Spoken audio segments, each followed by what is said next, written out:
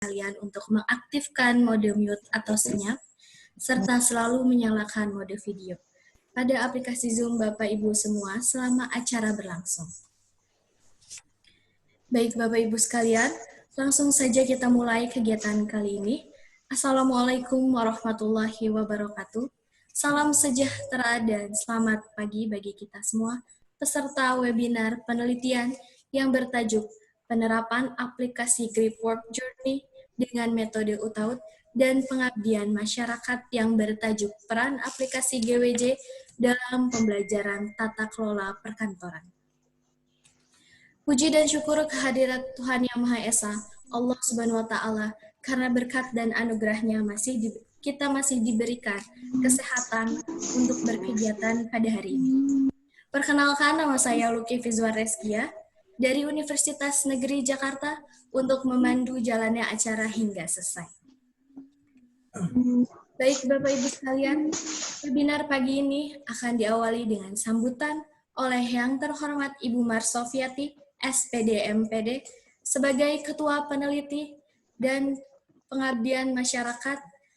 Narasumber kami yang terhormat Bapak Dr. Henry Erianto MM, selaku Ketua Umum ASPAPI, serta staf admin Bapak Adi Fahril yang akan mensimulasikan aplikasi GWJ. Sebelum kita sesi pertama, mari kita berdoa terlebih dahulu. Menurut agama dan kepercayaannya masing-masing, berdoa dimulai.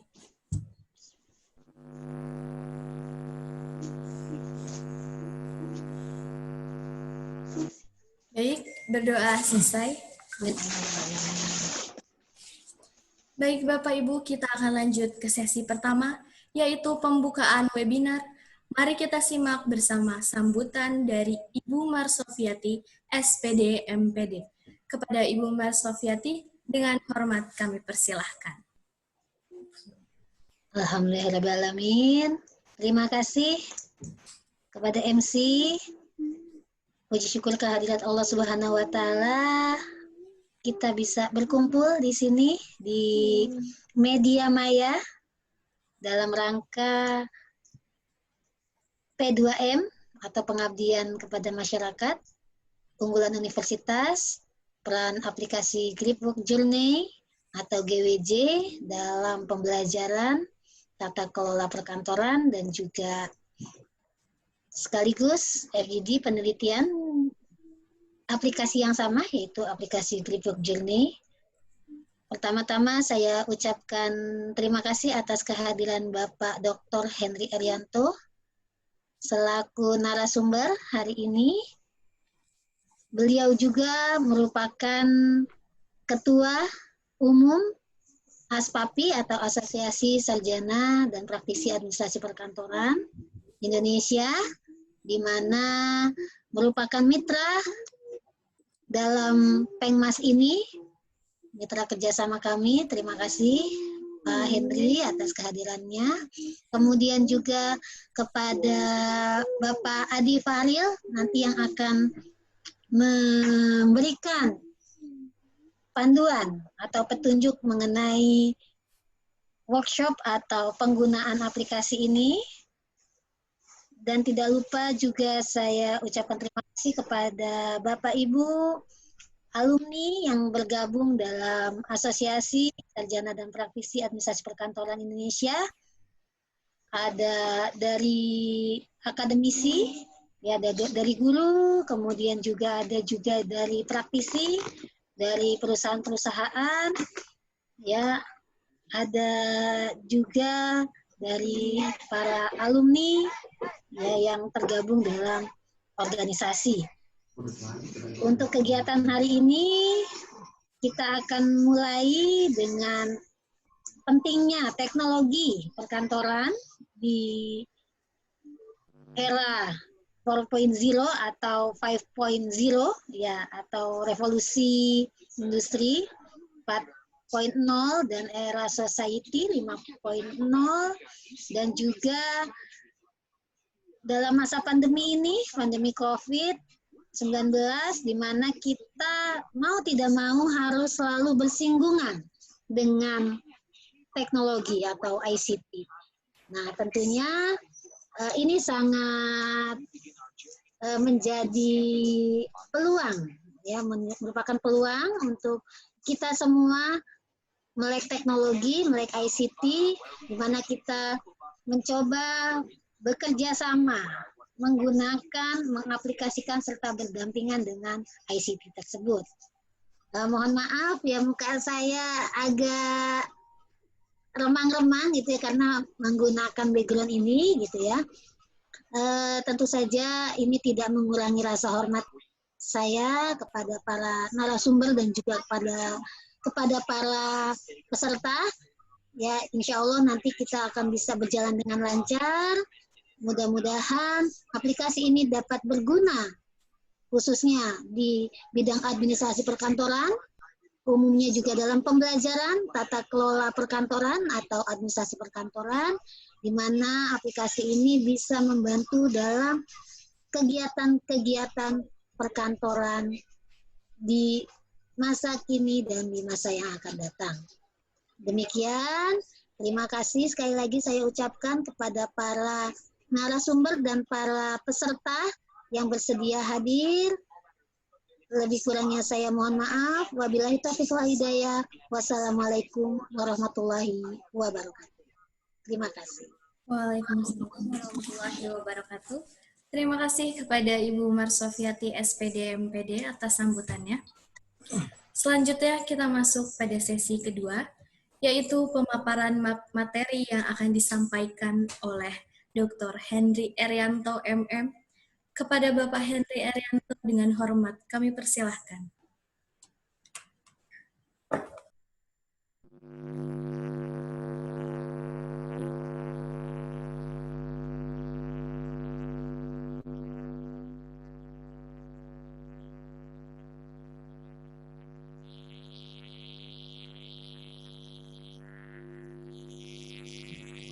Mohon maaf Bapak, suaranya tidak terdengar.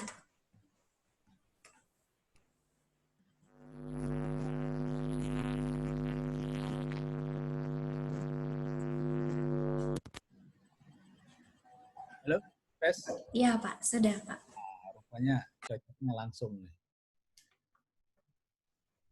Baik, terima kasih ya para peserta, pembawa acara ya pada kegiatan seminar pada hari ini ya. Yang saya hormati seluruh peserta seminar ya. Semoga kita dalam kondisi sehat ya. Ini juga merupakan berkah nikmat dari Allah Subhanahu wa taala kepada kita semua ya. Walaupun dalam kondisi ya COVID ya 19 atau 19 ini, maka namun dalam hal ini kita tetap bisa menyelenggarakan kegiatan seminar pada hari ini. Baiklah,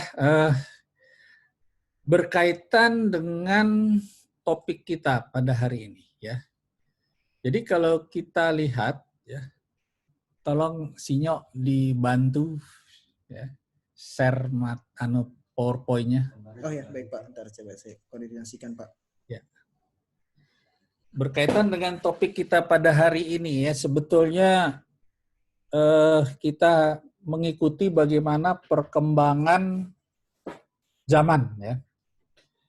Yang saya maksudkan perkembangan zaman, kalau selama ini kita bicara kantor itu adalah sebuah ruangan, sebuah gedung, ya. Selama ini. Nah ternyata di dalam perkembangannya kita tidak lagi terikat pada kantor yang merupakan gedung. Ya.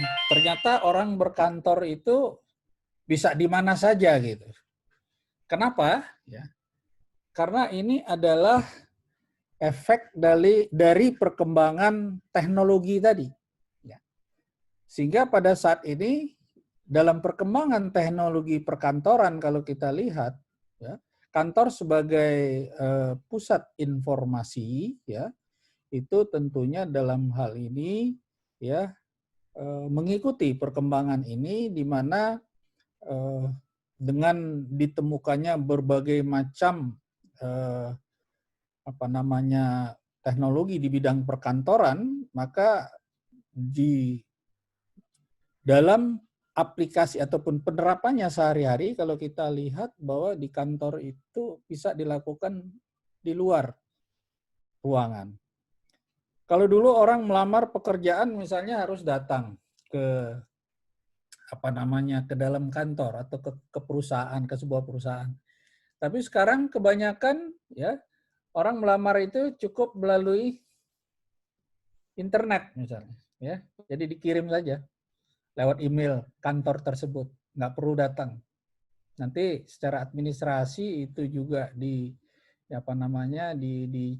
oleh bagian SDM atau kepegawaian, yang mana bisa memenuhi syarat baru dipanggil, ya. Nah, beda dengan dulu. Kalau dulu ya memang harus datang. Ya. Sekarang pun tes, misalnya tes pegawai, ya kita lihat tes PNS misalnya. Tes PNS cukup di depan komputer saja. Misalnya tentang TKD ya, teman, memang untuk keamanannya biasanya itu dikumpulkan di suatu tempat, tapi tidak perlu di dalam model kelas zaman dulu lah gitu ya. Nah ini adalah sebuah perkembangan yang tidak bisa kita hindari gitu loh ya.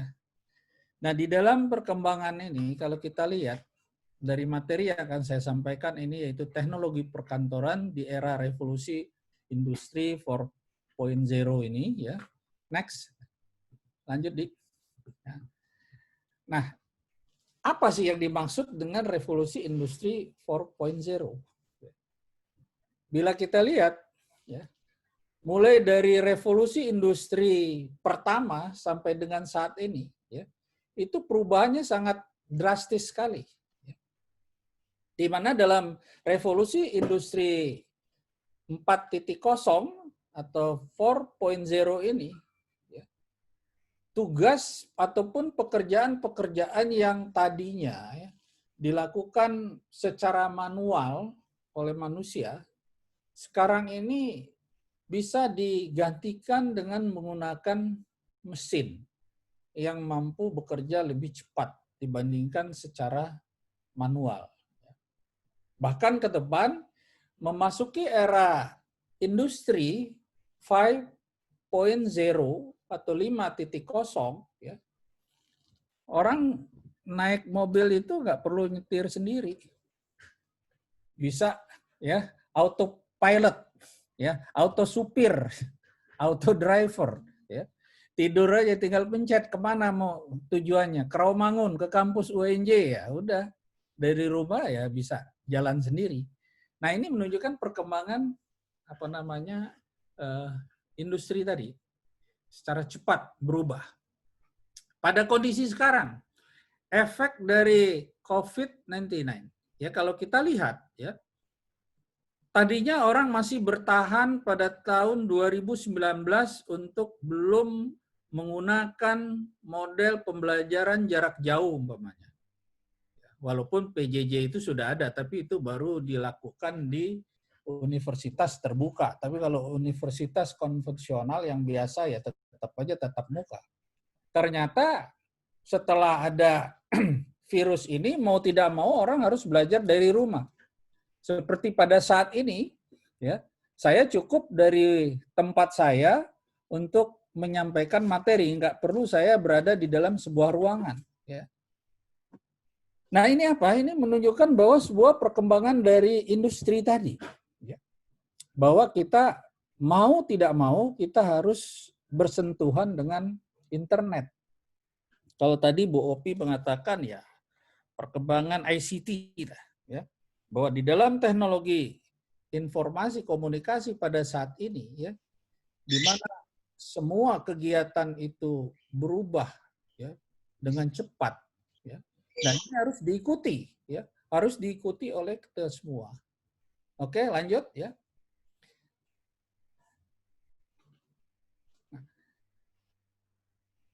Nah, faktor apa yang mendukung adanya industri 4.0 ini? Ada 4 hal di sini dicatat. Pertama Internet of Things, ada Big Data, ada Cloud Computing, dan ada Machine Learning. Kesemuanya ini adalah perkembangan dari efek perkembangan dari teknologi informasi. Kita lihat yang pertama tadi. Di sini merupakan konsep di mana adanya konektivitas internet. Ya. Kita mudah terhubung. Orang mau mengecek rumahnya aja cukup lewat handphone kalau rumahnya itu dipasang misalnya CCTV gitu. Gimana nih, ada yang masuk nggak ya? Ada yang mau nyuri nggak misalnya, kan begitu. Ya. Tapi itu bisa diawasi dari luar, tidak dari rumah saja. Ini menunjukkan adanya hubungan internet. Ya. Big data. Selama ini kita menggunakan data berdasarkan proses manual, ya, di mana database kita itu terekam dalam catatan, misalnya menggunakan buku ataupun menggunakan kertas. Tapi pada saat ini, ya, karena demikian banyak data dan semakin kompleks data tersebut, maka kita membutuhkan sebuah sistem. Sehingga di dalam pengelolaan data, ya, yang secara konvensional itu secara bertahap mulai kita tinggalkan. Ya. Sebab kalau kita masih bertahan pada pengelolaan data konvensional tadi, ya, kita akan sangat sulit mengelola data tersebut. Kita membutuhkan pengelolaan data menggunakan teknologi tinggi. Ya. Jadi mau tidak mau itu. Nah, sehingga nanti data tadi akan terekam, tersimpan dengan baik, ya, bisa di server, bisa di komputer dan sebagainya, sehingga pada saat kita membutuhkan, kita akan mudah mencarinya. Kita mencari data misalnya informasi berita X tahun misalnya, katakanlah tahun 90-an. Mungkin kalau kita catat di buku itu nggak tahu bukunya di mana, tapi dengan kita mencari di internet maka kita akan ketemu, ya, data tersebut. Ini sebagai contoh. Termasuk implementasinya kalau di kantor-kantor, ya, yang biasanya kita menyimpan arsip, ya, atau dengan filing system yang tadinya kita menggunakan katakanlah manual, ya, kita simpan di dalam lemari arsip, ya. Tapi pada saat ini kalau tersambung dengan internet, maka data tersebut karena kita, artinya ya tentu yang punya hak atau yang berhak untuk membuka data tadi itu bisa dilakukan di luar dari kantor tadi. Beda kalau dulu kita harus datang tuh ke ke kantor kan. Oh, saya mau cari data misalnya kalau di bank itu katakanlah mau mencari data nasabah yang sekian. Ya. Sekarang nggak perlu. Posisi saya pun sekarang bisa ditemukan itu. Ya. Di mana sebetulnya saya berada ini. Ya, itu bisa dideteksi. Itu semua menggunakan teknologi. Nah, kemudian yang ketiga nih, cloud computing, ya. Di sini merupakan sistem kerja dari teknologi jaringan komputer, ya, yang mana dipergunakan dengan tujuan untuk menghemat sumber daya, baik di bidang hardware maupun software. Ya, biasanya data disimpan pada server secara permanen, sehingga pada suatu saat dibutuhkan itu bisa kita akses. Ya. Saya ambil contoh, misalnya yang dikerjakan oleh Mas Adi sekarang, ya, di Edura UNJ. Kita mencoba mendokumentasikan misalnya data buku yang pernah diterbitkan oleh dosen UNJ atau tulisan-tulisan yang pernah diterbitkan oleh dosen UNJ. Nah, itu akan ketemu. Ya, tapi tentu dalam hal ini harus dipasok dulu datanya, masukkan ke sana. Ya. Harus jelas gitu, ya. Tapi kalau itu nggak dipasok, ya nggak dapat juga. Karena ada keterkaitan data dan informasi. Ya. Orang hanya memiliki data, tapi datanya belum menjadi sebuah informasi, itu juga nggak bisa apa-apa, sekedar nyimpan data. Yang jelas, data bisa dijadikan sebuah informasi yang bisa diakses. Data tersebut harus disimpan, harus diproses, kemudian disimpan sehingga pada suatu saat dibutuhkan, ya itu bisa ditemukan kembali. Nah, yang terakhir ini machine learning, ya. Ini berkaitan dengan proses komputer untuk belajar, ya. Ya, dari data sebagai salah satu katakanlah cabang perkembangan dari artificial intelligence atau kecerdasan buatan, ya. Umpamanya kalau dulu orang mau mendesain rumah itu harus betul-betul digambar gitu dari awal. Tapi sekarang dengan adanya peralatan teknologi komputer, ya bisa dirancang dari situ, membuat gambarnya, kemudian itu di-file ataupun disimpan, suatu saat dibutuhkan desain rancangan tadi ya bisa kita temukan. Sederhananya misalnya apa tuh kalau sering di WA itu ya, misalnya kita kirim orang sedang menangis gitu. Itu kan data itu awalnya kan dibuat, disimpan, ya. Itu akibat apa? Kecerdasan artifisial itu menyimpan data tersebut sehingga kita cari gitu, ya. Oke, jadi itu 4 faktor pendukung dari industri 4.0 ini.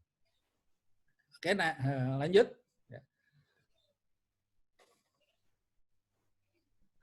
Nah, sekarang kaitannya dengan perkantoran. Apa strategi yang bisa dilakukan perkantoran dalam menghadapi industri 4.0 ini? Ya. Oke, lanjut.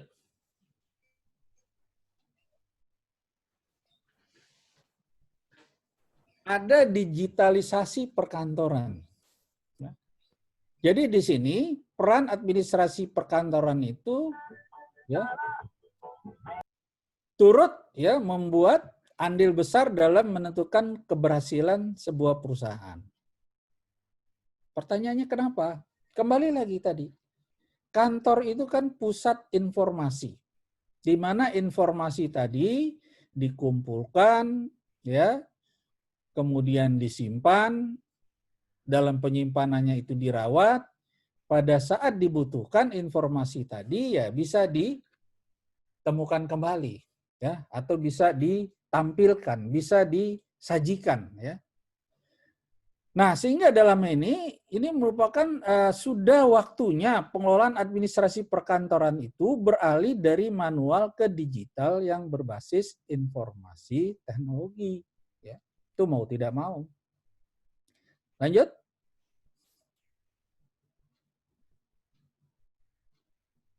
Oke, next.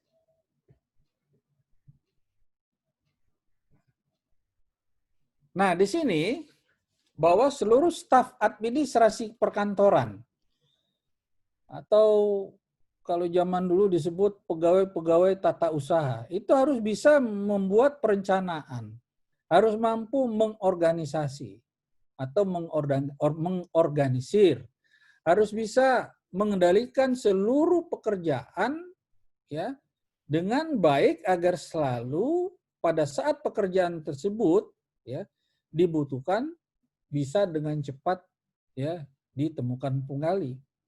Nah, pekerjaan administrasi perkantoran ini sebagaimana dulu sampai saat ini tadi sudah saya sampaikan, yaitu mulai dari kegiatan menghimpun informasi, mencatat informasi, mengolah informasi, mengirimkan informasi tadi, lalu dari mengirim tadi terjadilah komunikasi, ya. Yang tadinya hal ini dilakukan secara manual, sekarang akan lebih mudah dilakukan secara digital. Ya, ya tadi orang butuh data tadi, nggak perlu datang ke kantor, cukup buka emailnya. Yang penting kesemuanya ini jaringan internetnya ya ada gitu. Kalau nggak ada jaringan internet susah juga ya. Oke, lanjut.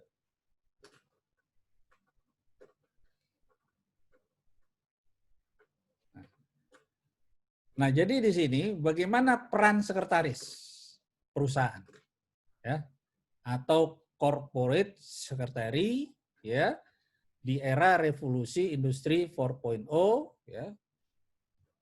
Kita lihat ini menurut pendapat dari Bapak Gun Siswadi. Lanjut. Apa perannya? Nah, corporate secretary itu, ya, harus bisa, ya, dia mengumpulkan informasi, kemudian juga menganalisis, ya, semua data, ya, yang suatu saat dibutuhkan oleh pihak perusahaan ataupun dibutuhkan oleh setiap stakeholder untuk menghadapi di era revolusi 4.0 ini. Ya. Seorang corporate secretary itu juga harus bisa menciptakan, ya, suatu ekosistem yang dapat mendukung pertumbuhan perusahaan di era digitalisasi ini. Jadi di sini corporate secretary itu, ya, berperan penting di dalam pengelolaan informasi-informasi yang dimiliki oleh sebuah perusahaan. Hanya bedanya mungkin kalau dulu dilakukan secara manual, sekarang ya kita harus mengikuti, yaitu era digitalisasi ini, maka semua tidak manual lagi, kita menggunakan teknologi informasi ini. Oke, lanjut.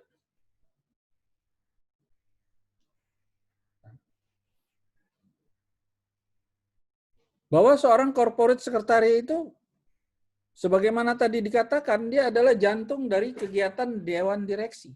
Ya. Dia harus bisa menjaga, ya, komunikasi dengan pihak-pihak, ya, yang berkaitan dengan kelangsungan perusahaan. Ya. Para corporate sekretaris itu harus selalu bisa memastikan ketersediaan informasi pada saat pihak-pihak stakeholder itu membutuhkannya. Jadi sempat sih ada yang berpandangan bahwa dengan adanya perkembangan teknologi informasi ini, apakah gitu seorang sekretaris itu masih dibutuhkan atau tidak? Bahkan ada yang mengatakan, wah, nggak lagi perlu, cukup siapa saja katanya, ya, ya, orang, ya, bisa mengakses, ya tidak bisa juga. Tetap membutuhkan teknologi, itu adalah alatnya. Sekretaris itu adalah orangnya, manusianya. Ya. Jadi tergantung siapa di belakang alat tadi. The man behind the gun. Ya. Jadi kalau sembarang orang untuk misalnya terlibat mengakses informasi, itu jelas nggak bisa.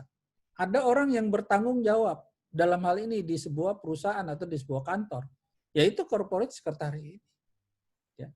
Dia harus bisa, ya, menghandle, memproses, ya, seluruh informasi yang dimiliki oleh sebuah perusahaan, ya, sehingga pada saat informasi tadi dibutuhkan, ya, oleh siapapun, maka dia harus bisa menyiapkannya. Karena dia adalah penanggung jawab di dalam pengendalian ataupun pengelolaan informasi-informasi yang dimiliki oleh sebuah perusahaan. Jadi kalau selama ini misalnya secara manual, jadi dia harus menyiapkan kebutuhan para direksi terhadap file-file atau dokumen yang dibutuhkan, sekarang enggak, dia cukup buka komputer. Simpel aja lah, misalnya kalau kita ke rumah sakit. Kalau kita sudah menjadi pasien di rumah sakit tadi, ya data kita sudah terekam di situ. Nggak perlu kita bawa kartu gitu kan. Kita sebut aja nama kita. Ya.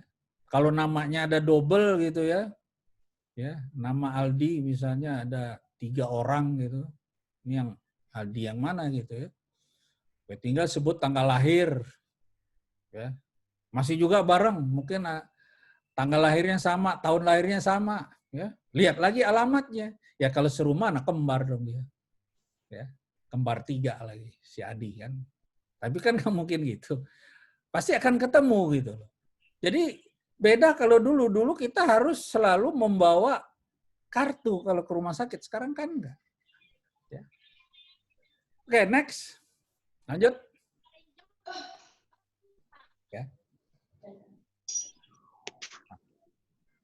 Nah, jadi di sini ya, corporate secretary ini kalau kita lihat ya, itu punya atau memiliki potensi digital yang tinggi. Ya. Karena jumlah pengguna internet kalau kita lihat ya, di negeri kita ini itu dari 54% total penduduk kita ya, itu menggunakan internet. Nah, dari 54% total penduduk, 83% diantaranya adalah generasi milenial, yaitu generasi yang umurnya berkisar 18 sampai 32 tahun. Ya. Nah, sehingga dalam hal ini ya kita artinya ya harus betul-betul menguasai ini. Ya. Apalagi pada generasi yang sekarang. Generasi sekarang sangat atau mutlak harus menguasai hal ini. Tidak bisa lagi dia artinya ketinggalan lah di bidang apa namanya itu teknologi informasi sekarang ini. Oke, lanjut.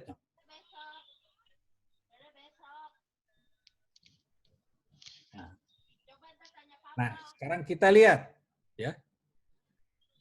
Salah satu program yang berkaitan dengan digitalisasi perkantoran itu yaitu ditemukannya atau dihasilkannya sebuah aplikasi sekretari. Ya. Aplikasi ini disebut Grip Work Journey atau GWJ gitu loh.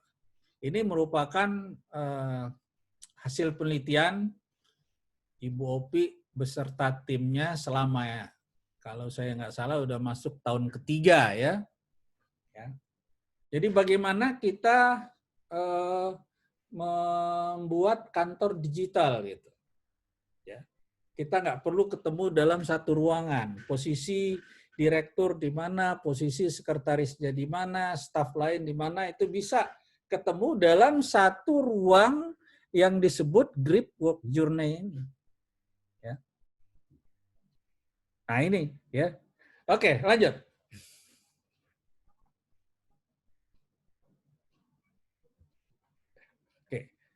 Nah, itu ya merupakan aplikasi yang akan dijelaskan lebih lanjut nanti berkaitan dengan digitalisasi perkantoran.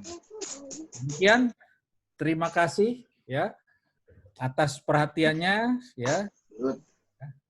Semoga apa yang saya sampaikan lebih kurang bermanfaat bagi kita semua ya, terutama bagi para praktisi ya. Baik praktisi yang ada di sekolah-sekolah ataupun praktisi yang memang langsung berada di perkantoran ya.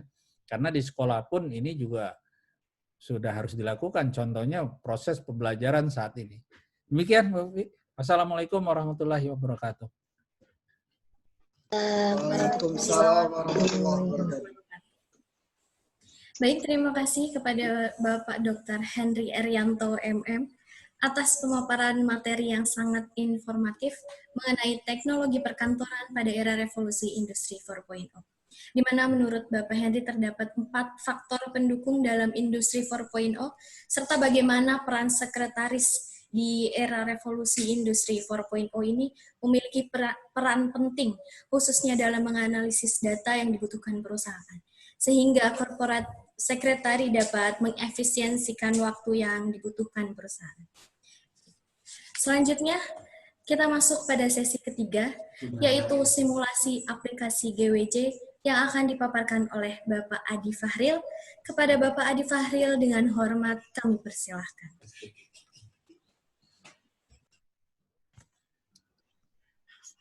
Assalamualaikum warahmatullahi wabarakatuh. Salam. Waalaikumsalam warahmatullahi wabarakatuh. Selamat siang, salam sejahtera untuk kita semua. Mungkin buat Mbak moderator, saya belum jadi bapak-bapak nih. Ini Mas aja ya. Bapak Sedih lah. banget ya. Jadi Apa? sedih. Jadi Abang, sedih. abang. Abang Aldi.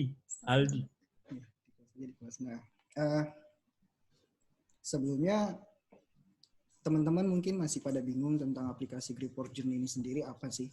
Gripwork Journey ini sendiri merupakan aplikasi perwujudan dari otomatisasi perkantoran yang sedang kami kembangkan selama kurang lebih 3 tahun, yang disingkat dengan GWJ, merupakan aplikasi kerja yang membantu kerja atau tugas-tugas perkantoran dari pimpinan, sekretaris, ataupun seorang administrator. Hal ini kami lakukan karena pada saat era digitalisasi ini, semua pekerjaan sudah menggunakan era komputerisasi. Bayar tol, contohnya. Sekarang manusianya udah kegusur. Pakai tinggal tap kartu, jalan. Terus bayar pajak, kita tinggal daftar lewat aplikasinya, masuk ke kantor pajak, tidak perlu nunggu antrian, dipanggil, selesai. Pesan makan, pakai aplikasi baik ojek online yang ada, atau mungkin delivery dari pihak perusahaan makanannya, itu juga udah bisa. Pencatatan keuangan, apalagi, udah banyak. Dan sekarang bahkan memesan jasa layanan servis motor ataupun mobil, itu udah bisa kita lakukan hanya dengan mengklik baik itu smartphone kita ataupun aplikasi yang ada di komputer kita masing-masing. Nah, ditambah dengan keadaan pandemi yang saat ini semua harus bekerja melalui rumah, kami sebagai seorang administrator nggak ingin ketinggalan. Makanya aplikasi ini kami ciptakan. Sebenarnya pemikiran ini udah jauh banget dari 3 tahun lalu. Tapi mungkin belum begitu dikenal sama halayak umum karena kami masih di dalam proses pengembangan lebih lanjut. Nah, Gripwork operator bisa tolong share PPT-nya? Operator. Bisa tolong di-share PPT-nya? Cuma ada beberapa slide, mungkin itu hanya gambaran. Operator. Operatornya panik kayaknya.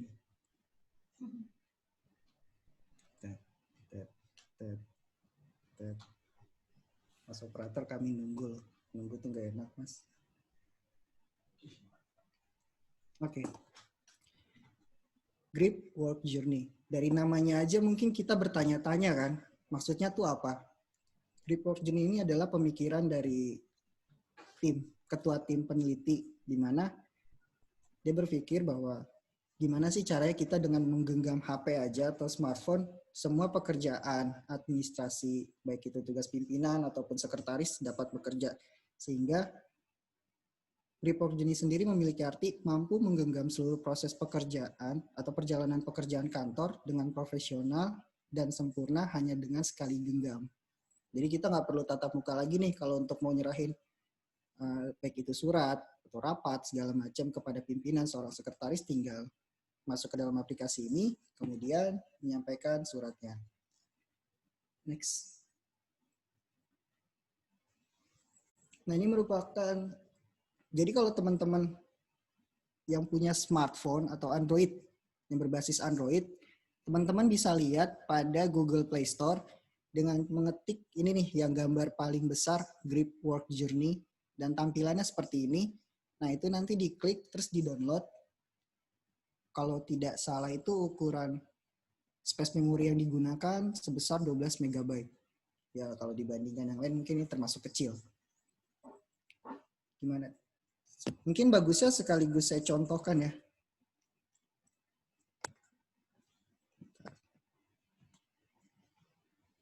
Mas, saya izin ya, Mas operator, buat nge-share screen.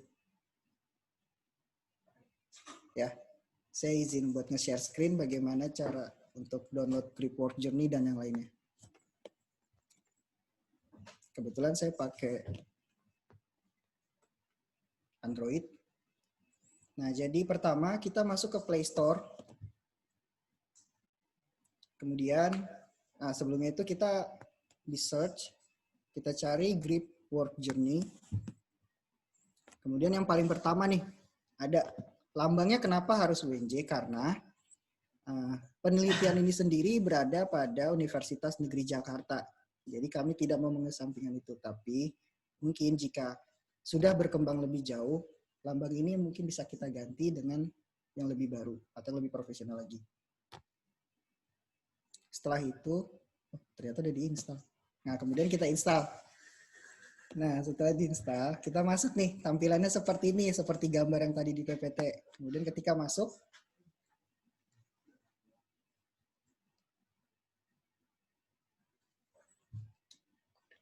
oke. Di sini ada user code, sign in, dan forgot code. Sebelum kita dapat user code, kita harus mendaftarkan dulu kepada admin company-nya. Caranya bagaimana? Dengan mengirimkan format berupa nama, nomor telepon, terus alamat email, serta alamat rumah. Atau mungkin alamat instansi. Kalau tidak ingin alamat rumahnya diketahui. Tapi yang diwajibkan adalah alamat email, alamat email, nomor telepon, dan nama. Kemudian, kebetulan saya udah daftar. Saya minta tolong teman saya yang menjadi seorang sekretaris jabatannya di aplikasi ini.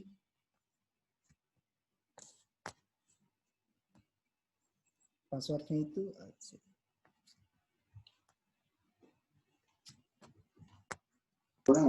Ya. Kemudian sign in. Ini merupakan tampilan dari aplikasi Gripwork Journey sendiri. Nah, di sini ada kenapa harus latar belakangnya itu berupa batik. Tentu kita tidak melupakan budaya bangsa kita sendiri atau mungkin kekayaan yang ada di bangsa Indonesia. Salah satunya adalah batik. Nah, jadi kami tidak ingin lepas dari bangsa Indonesia sendiri. Batik ini harus tetap kita kenalkan jika aplikasi ini sampai mendunia, berarti kita harus mengenalkan batik kepada dunia luas. Kemudian, kenapa bentuk dari tiap menu-menunya itu segi 6? Segi 6 di sini dimaksudkan karena segi 6 merupakan segi banyak, memiliki 6 titik sudut, 6 sisi. Perwakilan yang dimaksudkan adalah perwakilan dari 6 kegiatan utama yang dapat dioperasikan oleh aplikasi ini, yaitu berupa kontak, reminder, schedule, news, notes, and mail.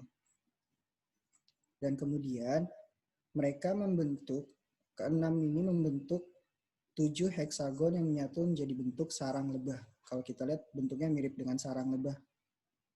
Maksudnya adalah perwujudan dari mutualisme yang berkelanjutan dengan memiliki fungsinya masing-masing dan saling berkelanjutan. Lebih dalam lagi, tiap pekerjaan dapat dilakukan baik secara sendiri-sendiri maupun saling berkesinambungan. Jadi antara kontak maksudnya berkesinambungan di sini adalah antara sekretaris dan pimpinan, sekretaris dan staff atau admin, dan sekretaris dengan general affair, manager, ataupun dan yang lainnya. Kemudian, harapan kami adalah dengan adanya aplikasi ini, pekerjaan kantor menjadi lebih mudah dan cepat dilaksanakan sehingga hambatan yang ada semakin berkurang. Ini merupakan pengertian serta tujuan dari aplikasi Gripwork Journey sendiri. Mungkin untuk penjelasan lebih lanjutnya, saya bisa meminta bantuan kepada ketua peneliti untuk membantu saya dalam menjalankan aplikasi ini. Bagaimana Ibu Marsofiati? Tuh. Siap, Bu? Oke, ya. Oke.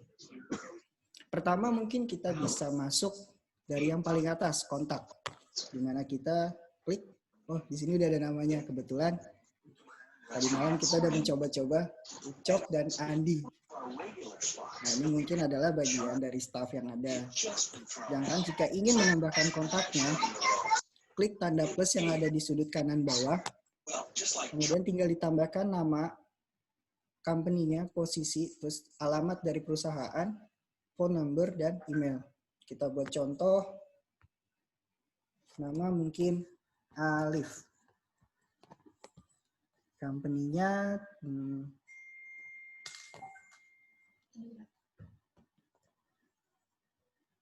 PT Maju Mundur, maju enggak, mundur juga enggak. Posisinya manager. Mager. company address-nya kira-kira di mana ya? Jalanin aja dulu. Kan maju mundur. Phone number-nya ini terserah kita mau ditambahkan seperti apa. Mungkin bisa jika beralamat di Indonesia berarti 08 sekian-sekian. Ini bisa berupa phone number handphone atau mungkin perusahaannya. Tapi kalau memang sudah mendapatkan posisi manajer, lebih baik kita langsung dan sudah menjadi mitra kita. Nah, kebetulan kita di sini menganggap yang ada di kontak ini adalah mitra. Biasanya kita langsung mengisi nomor handphonenya agar bisa langsung menghubungi yang bersangkutan.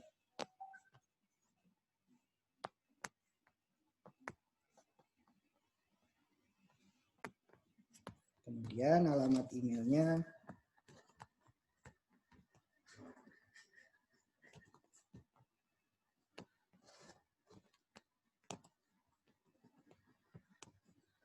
Nah, kemudian di atas itu kalau ada tanda berupa gambar disket. Nah, maksud dari disket ini seperti yang bisa kita lihat pada aplikasi Word, terus Excel, itu merupakan sebuah icon untuk menyimpan data. Nah, udah kita klik untuk menyimpan data dari Pak Alif dari PT Maju Mundur. Sudah ada. Nah, jika kita ingin menghapus kontak yang ada, kita tinggal mengklik titik 3 yang ada di nama kontak tersebut, kemudian klik delete. Setelah itu bisa ditambahkan lagi. Oke, ini merupakan cara pengaplikasian atau implementasi dari kontak ya. Mungkin dari Bu Marsofiati ada masukan ingin mencoba yang mana? Ya, terima kasih Pak Adi. Pak Adi apa Mas Adi nih? Mas Adi. Iya, Mas aja lah Bu. Kalau Pak Adi Ya. kesannya tua banget Bu. Oke, Mas Adi. Kalau saya mau coba note, gimana Mas Adi? Nah, tinggal diklik. Setelah tadi kan kita udah masuk ke kontak ya. Nah, kita back lagi kembali dengan tanda panah yang ada pada kiri atas. Setelah itu kita klik notes. Nah, di sini ada dua, main note dan history. History di sini maksudnya adalah catatan-catatan atau notes yang udah ada sejak lama. Yang jika ingin kita temukan kembali tinggal kita lihat pada history. Sedangkan main notes adalah catatan atau notes yang baru kita buat. Cara buatnya gimana ya? Pertama ada tanda plus di pojok kanan atas. Kalau yang tadi kontak ada di kanan bawah kan, sekarang ada di kanan atas. Tambah. Pertama kita isi dulu notes title-nya. Title-nya tuh mau apa coba? Bu Sofiati mungkin ada masukan untuk judulnya? Judulnya Pengmas ya. Hari ini kan kebetulan Pengmas ya. Pengmas GWJ. Pengmas GWJ. Nah, kemudian sedangkan main notes ini adalah isi dari catatan tersebut. Kira-kira isinya apa nih Bu? Tanggal 11 bulan 8 2020. 11 Agustus. Kiki. Kiki. Kok Kiki sih? 11 Agustus 2020. Iya, adalah waktu Pengmas GWJ.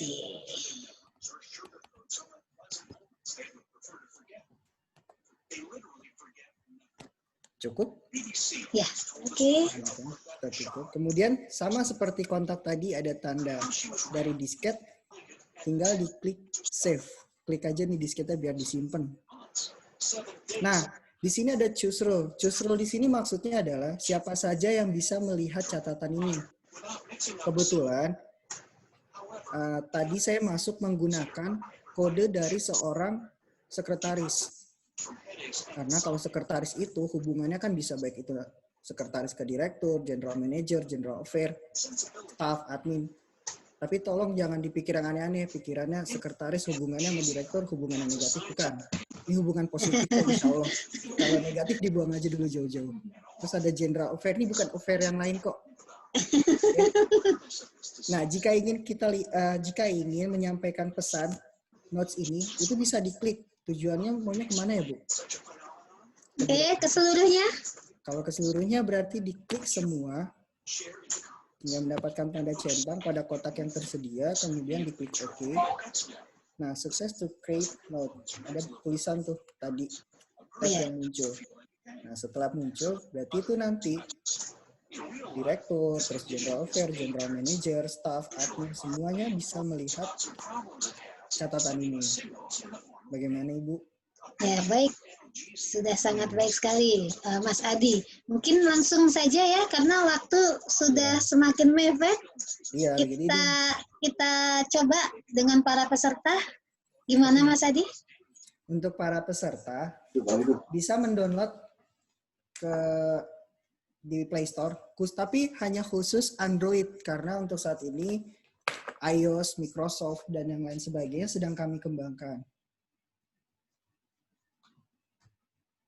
Buat teman-teman yang punya Android yang bisa mendownload atau mungkin ada space untuk mendownload sebesar 12 MB,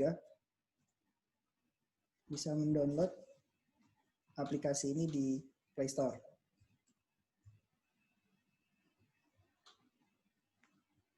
Gimana?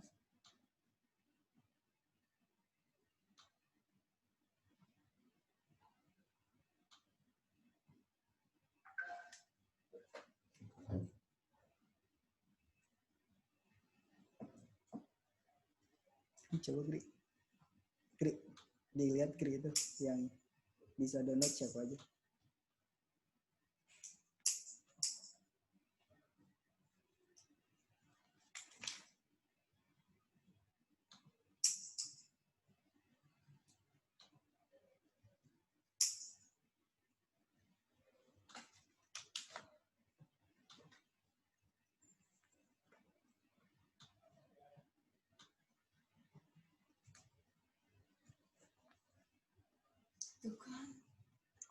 Ini benar-benar virtualnya magic ya, hologramnya langsung muncul. Coba Mas Adi dan MC langsung muncul. Luar biasa ya. Kebetulan lagi sebelahan Bu ini. Ini hologram nyata ini. Nyata banget kan Bu? Dan Iya, secara real. nyata tuh. Luar biasa, luar biasa. Malum ya Bu, teman-teman malumin aja ya. Gimana teman-teman, udah ada yang download? Coba dulu. Sudah di-download para peserta? Yuk kita coba sama-sama.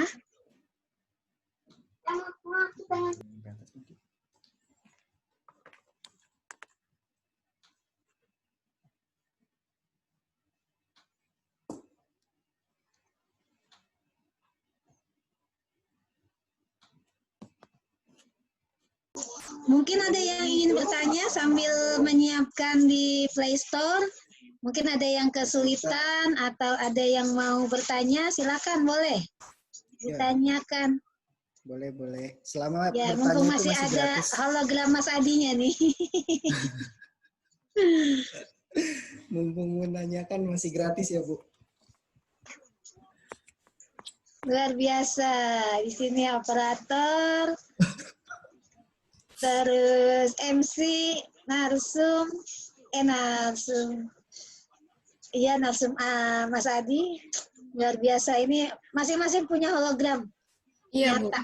Iya. Kita teleport, Bu. Iya, luar biasa, luar biasa. Oke, terima kasih yang sudah mendownload. Silakan coba lagi yang ingin bertanya boleh.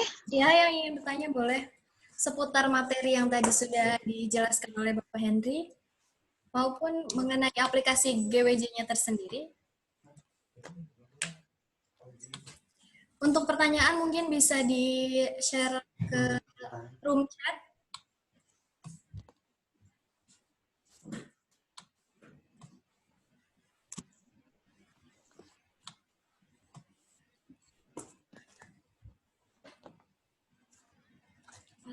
Nah, ini ada pertanyaan nih.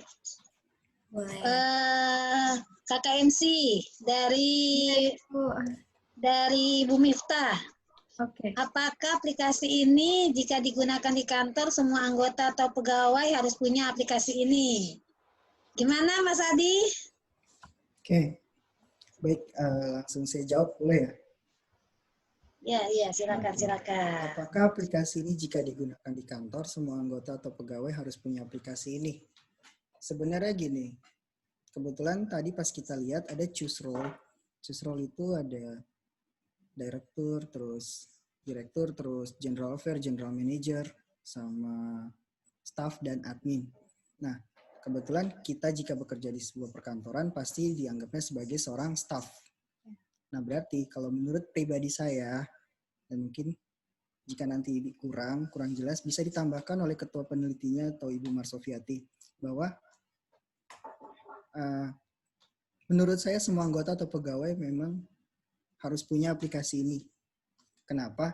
Jika terjadi kasus seperti ini lagi WFH, ya work from home, dengan aplikasi ini kita lebih terjamin dan cepat untuk menghubungi atasan-atasan kita sendiri.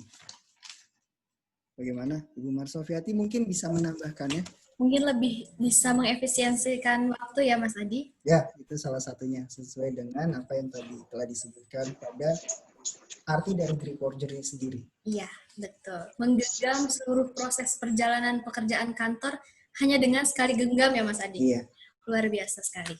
Cuma nggak genggam jatuh Bu ya. Oh iya. Ya, boleh saya tambahkan juga ya, Kakak MC, bahwa benar kalau misalnya ingin digunakan di kantor, maka siapa saja yang perlu atau yang memang berhubungan langsung dengan kegiatan-kegiatan perkantoran yang saling berhubungan tentunya harus mendownload aplikasi ini. Jadi harus punya aplikasinya sehingga tidak perlu pinjam-pinjaman handphone ya. Oh iya nih saya mau lihat aplikasinya gitu kan. Jadi di handphone masing-masing sudah terinstall, sudah terdownload dan langsung bisa digunakan aplikasinya. Jadi siapa saja kalau misalnya memang yang membutuhkan ini adalah bagian-bagian tertentu dan juga seluruh admin begitu, maka semuanya harus memiliki aplikasi ini. Tapi bagi yang tidak berkepentingan tidak perlu juga tidak apa-apa. Jadi bisa dipilah-pilah begitu ya Bu Miftah ya. Kalau memang dibutuhkan oleh seluruh pihak, maka di-download atau harus dimiliki oleh seluruh pegawai. Tetapi kalau misalnya di dalam pekerjaannya itu hanya beberapa atau sebagian yang membutuhkan pengetahuan atau informasi mengenai kegiatan perkantoran itu dan informasi-informasi berita begitu, maka di download atau diinstal oleh yang berhak menggunakan aplikasi. Begitu. Terima kasih. Baik, terima kasih banyak Ibu Rofi. Oke, saya baca nih ada pertanyaan nih. Untuk user code sendiri bagaimana? Saya sedikit miss dalam mendengarkan, mohon maaf. Ya, nggak apa-apa. Ini saya jelaskan kembali. Untuk mendapatkan user code-nya, setelah kita mendownload, kita mendaftarkan kepada admin. Kebetulan jabatan saya di GWJ sendiri adalah seorang admin. Jadi, jika ingin mendapatkan user code, teman-teman yang sudah download bisa mengirimkan namanya, nggak perlu nama lengkap, nama panggilan aja, terus nomor telepon atau nomor HP, alamat email yang aktif. Karena kebetulan kita kan Android yang berbasis, yang ada di Google ya, tersambung dengan Google Play. Jadi bisa mungkin alamat emailnya alamat Gmail, yang berdomain gmail.com. Nah kalau bisa, itu jadi nama, nomor HP, alamat rumah, atau alamat kantor, diangan-angan saja alamat kantornya, sama alamat emailnya. Di sini saya udah lihat ada Miftah udah download, terus Geren, operatornya tidak bisa, sama Saudiah Amini. Nah, boleh untuk nama, alamat, nomor handphone, serta alamat emailnya dikirim melalui chat ini agar saya daftarkan sebagai anggota dan mendapatkan user code-nya.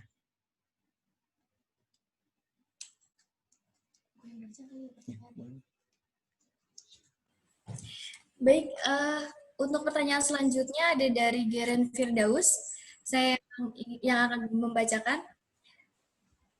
Menurut Geren Firdaus, apakah untuk semua pegawai yang mendownload bisa mengedit catatan atau hanya sebatas view saja?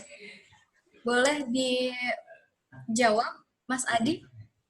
Oke. Kebetulan ini mau langsung saya jawab atau Bu Ovi nih, karena kebetulan Oh iya, tujuannya untuk ke Ibu ya. oh iya. Kepada Bu Ovi, bisa langsung dijawab saja. Ya, terima kasih. Wah, ini Pak Geren jauh-jauh ini ya. Bertanya, terima kasih. Apa kabar Pak Geren? Terima kasih KKMC bahwa memang untuk note atau catatan itu hanya bisa diubah oleh sekretaris saja atau yang membuat note. Kenapa? Karena khawatirnya gitu ya, untuk note dan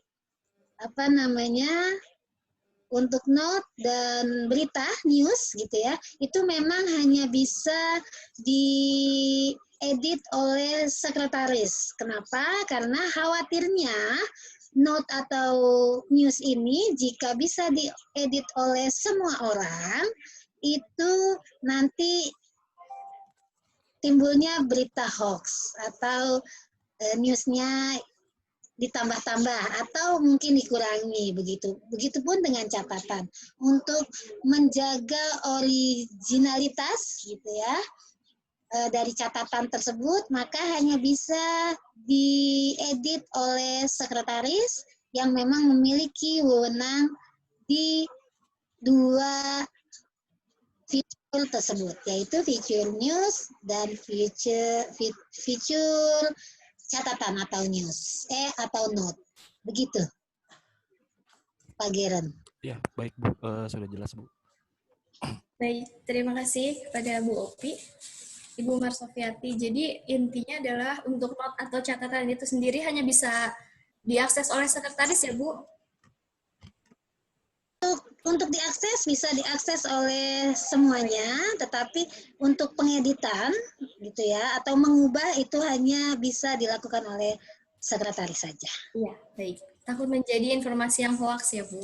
Iya, betul. Iya. Boleh ingin bertanya? Yang Bapak Ya. Operator, ini saya udah lihat ada Cynthia ya. Cynthia, halo, cek. Cynthia. Boleh untuk Cynthia untuk unmute speaker-nya.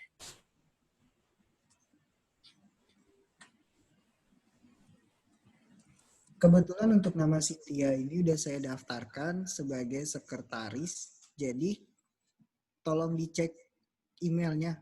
Apakah sudah ada passcode yang masuk atau user code yang masuk?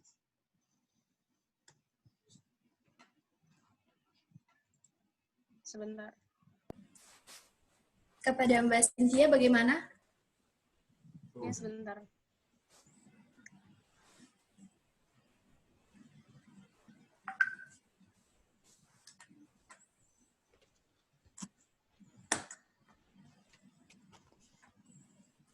Belum ada email masuk nih. Waduh, serius tuh. Sambil menunggu Mas Adi dan Mbak Cynthia, di sini ada pertanyaan dari Pak Guru Anggi yang menanyakan bahwa apakah note yang dibuat akan nge-link ke email masing-masing anggota? Kemudian apakah aplikasi ini bisa diakses secara offline? Gitu. Ya, jadi untuk note memang hanya bisa dilihat di dalam aplikasi, tidak masuk atau tidak link ke email masing-masing. Yang bisa link ke email masing-masing itu di mail atau surat. Kemudian, apakah aplikasi ini bisa diakses secara offline? Kita sudah coba, offline aplikasi masih bisa digunakan, tetapi tidak bisa link ke yang lain, ke user yang lain, begitu. Jadi aplikasi ini bisa diakses secara offline ketika sudah di-download, begitu. Kemudian pada saat diakses ketika offline maka hanya bisa digunakan oleh pribadi saja, tidak bisa link dengan yang lain atau user-user yang lain karena memang aplikasi ini berbasis offline, begitu, Pak Guru Anggi. Mudah-mudahan jelas ya, Pak Guru Anggi.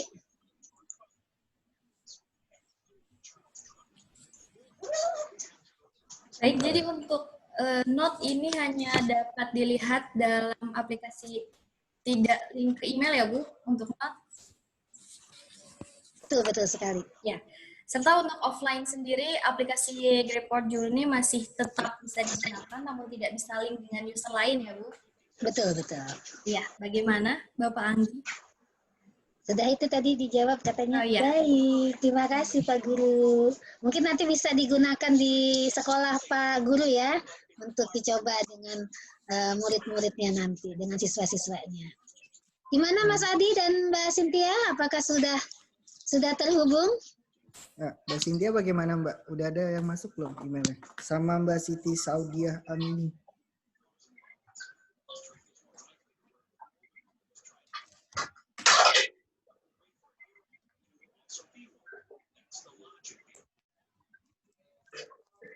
Gimana tuh? Belum masuk. Waduh. Belum ada yang masuk. Bentar ya. Sinyalnya mungkin ya, Mas Adi. Iya nih, saya ganti dulu deh pakai.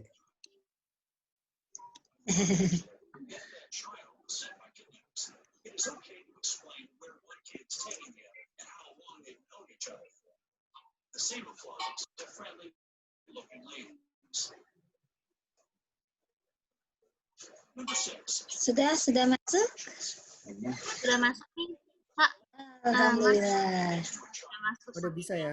Iya. Bisa nggak diakses tuh semuanya? Saya coba dulu. Coba dicoba Mbak Siti dan Mbak Cynthia. Mungkin ini percobaan yang sesi terakhir ya, mungkin ya, Kakak Luki ya? Iya, betul sekali Bu. Karena aduh sayang banget ya, padahal ini sebenarnya sangat menarik dan sangat efektif, tapi karena waktu yang terbatas, jadi dengan berat hati saya serahkan ke Kak Luki. Baik Bu. Mas Geren. Terima Mas kasih. Geren udah ya? Sudah saya semua ya? Nah, mungkin ada Sudah dicoba mungkin Mas Adi dengan Kakak Siti dan Kakak Cynthia. Ya, coba ya. Saya Bisa, masuk ke... Oh ya, terima kasih Kak Siti. Ya. Saya coba tulis di note kepada semua, nanti tolong dilihat apakah bisa terlihat di aplikasi masing-masing ya. Baik, Kak. Baik, Mas.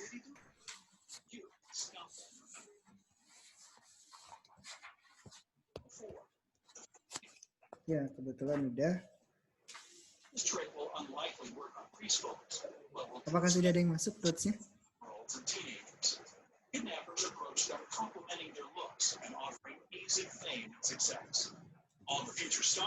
Buat Mbak Siti Saudia atau Mbak Cynthia, kira-kira ada notes yang masuk gak?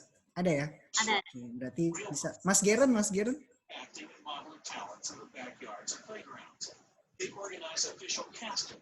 Oke. Di saya juga sudah ada yang masuk. Ya. Kebetulan sudah juga Bu. Sudah diterima sama... Itu sudah terlihat ya. Sayang sekali. Di sini ada 11 Agustus 2020 adalah waktu Pengmas. Tes aja dulu ya. Ya, sudah langsung terhubung ya. Iya. Luar biasa. Mas Adi luar biasa.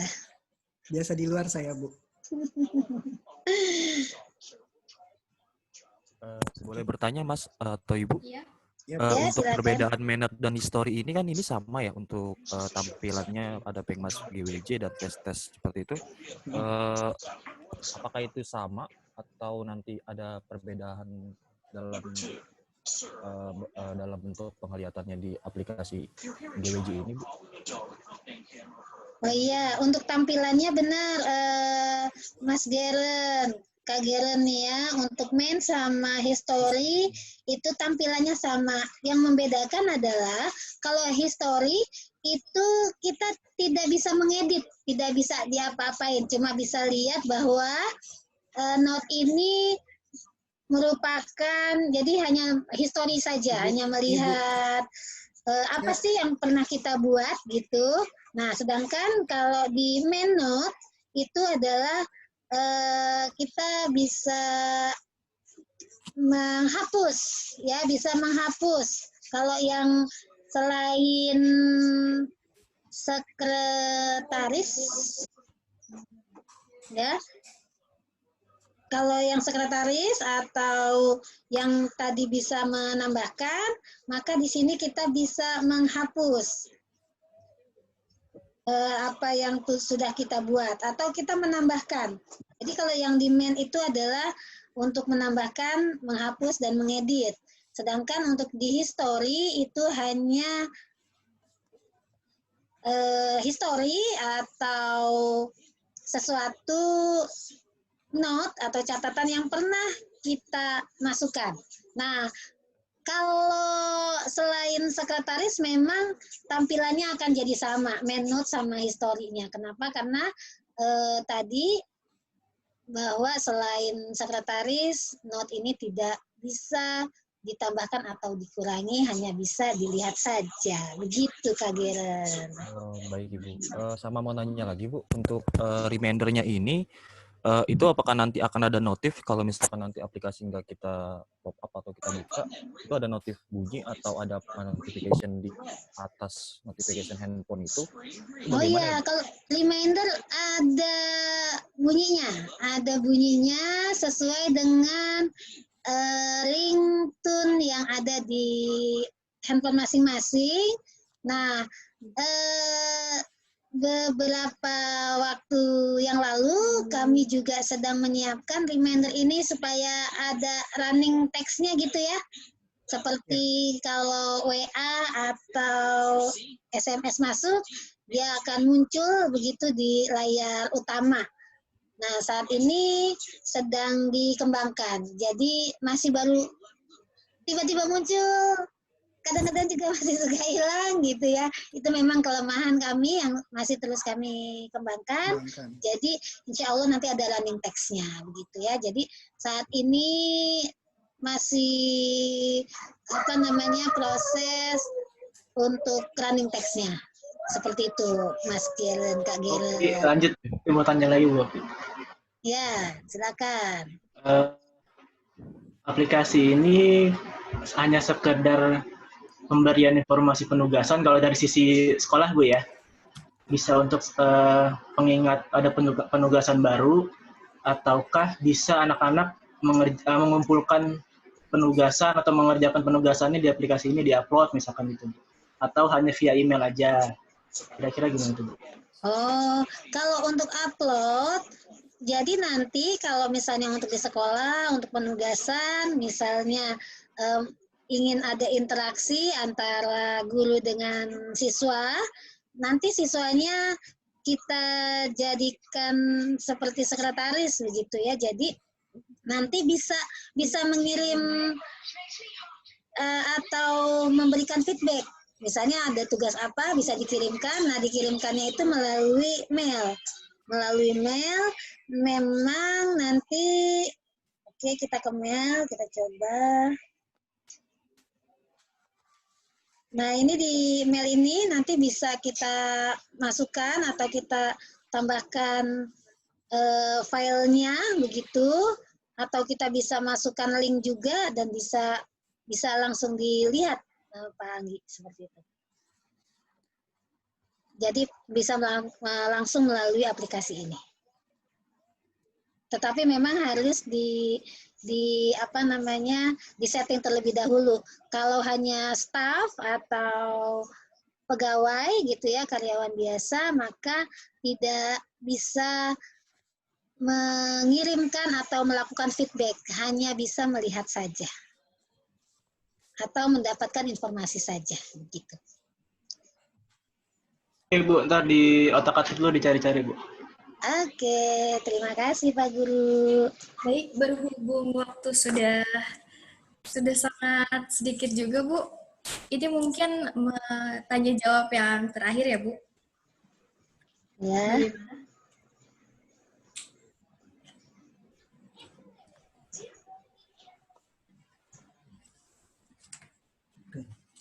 Sudah selesai. Ya, baik. Sudah selesai. Ya, sekian pemaparan dari saya. Kurang lebihnya kami mohon maaf dan masukan dari semuanya akan menjadi masukan juga untuk kami lebih mengembangkan aplikasi ini. Jadi tidak hanya untuk sebuah aplikasi yang hanya untuk perkantoran, tapi kami harapkan bisa untuk kesemuanya, baik itu sekolah dan lain sebagainya. Betul sekali. Terima kasih, Mas Adi ya. Ya. Terima kasih Mas Adi atas pemaparan materinya mengenai aplikasi Griphook Journey. Jadi kita langsung saja kepada kesimpulannya. Kesimpulan pada Pengmas dan penelitian kali ini, keberadaan ICT pada era revolusi industri 5.0 sangat dibutuhkan, terlebih dalam mengefisiensikan waktu sehingga perusahaan dapat mempermudah pekerjaannya dengan cukup mendownload aplikasi Griphook Journey sebagai salah satu pilihan untuk mengelola big data menggunakan ICT. Baik, terima kasih Bapak Ibu yang sudah berkenan hadir pada acara Pengmas dan penelitian kali ini. Sekian dari kami. Mohon maaf apabila banyak kekurangan. Terima kasih. Wassalamualaikum warahmatullahi wabarakatuh. Maaf sebelumnya Bapak Ibu, kita bisa foto terlebih dahulu untuk mengabadikan momen ini. Oke, siap. Iya, boleh. Diharapkan untuk on kan kamera ya, Bu. Bapak Ibu untuk on kamera. Saya background-nya mohon maaf ya, diganti nggak apa-apa ya, supaya mukanya agak kelihatan. Background-nya dimatiin aja nggak apa-apa, Bu. Ya. Apalagi Hilda Herenza kasihan. Iya, Bu. Mukanya Oke, abstrak. siap. Oke, siap. Slide yang pertama. 1, 2, 3.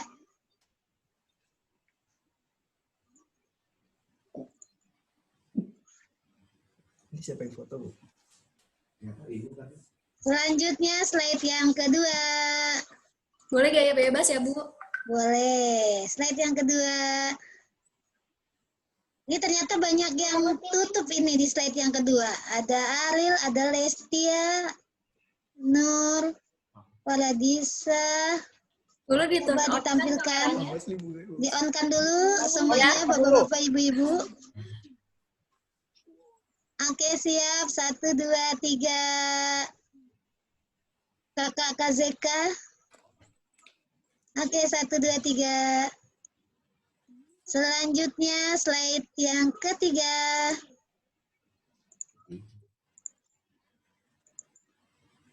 Oke, perfect. Oke, terima kasih Bapak Ibu, kakak-kakak semuanya. Boleh. Semoga bermanfaat. Amin. Mohon peserta jangan dulu meninggalkan Zoom-nya. Karena ada acara selanjutnya. Kakak operator, tolong di stop dulu recordingnya dong. Oh iya, Bu. Operator tolong di stop dulu. Ya. Rekornya di stop dulu. Kebetulan operatornya di depan kita nih. Iya. Luar biasa hologram men. Iya.